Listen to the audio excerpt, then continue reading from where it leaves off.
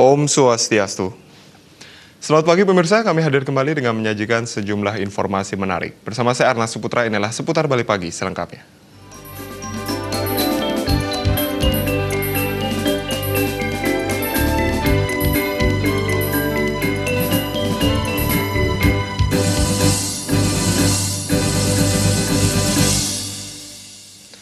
Pemirsa, janji Gubernur Bali untuk legalisasi arak Bali akhirnya direalisasikan melalui Peraturan Gubernur Nomor 1 Tahun 2020.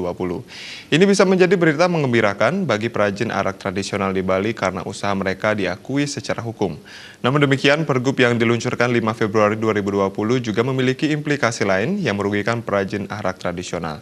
Nah, bagaimana dampak positif dan negatif dari Pergub tersebut bagi perajin arak tradisional Bali? Simak analisa wartawan Bali Post dalam segmen Cover Story Harian Bali Post berikut ini.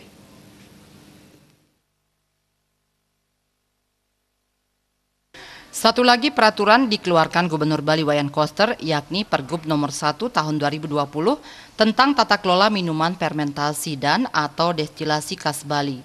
Pergub ini menjadi penanda dilegalkannya minuman beralkohol khas Bali, terutama arak.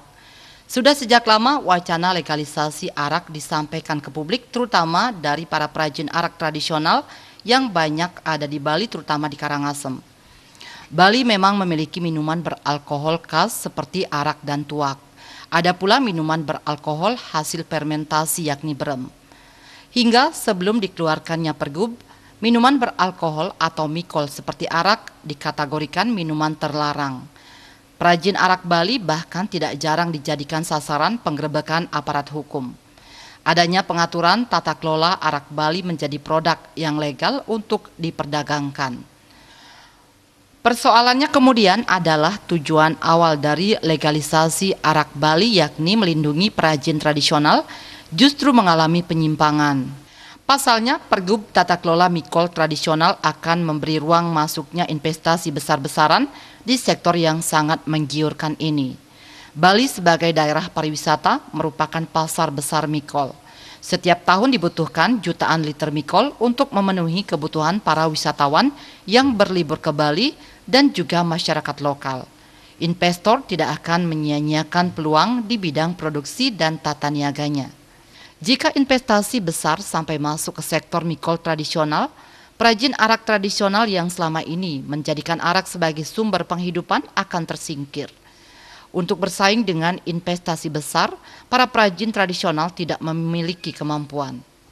Implementasi Pergub harus dapat mengakomodasi kepentingan perajin arak Bali karena roh peraturan memang untuk melindungi tidak saja ekonomi melainkan juga nilai-nilai tradisi.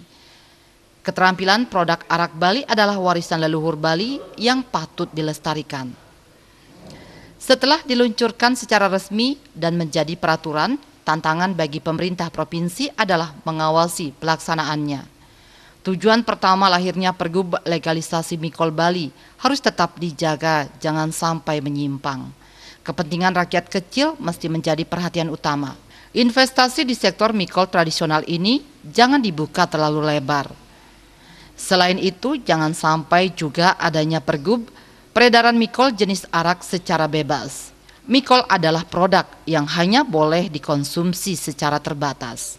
Ulasan lebih mendalam mengenai legalisasi arak untuk melindungi perajin tradisional dapat dibaca di Harian Bali Post, Kamis 6 Februari 2020.